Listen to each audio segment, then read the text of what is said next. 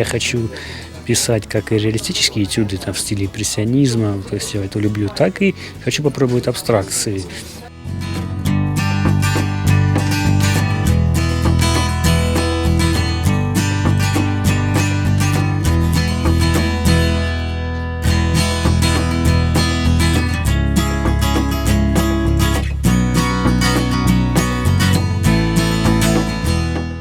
Мне интересно писать это, я бы сделал, может, за свою, скажем так, сделал бы в будущем, может, парочку работ, не больше.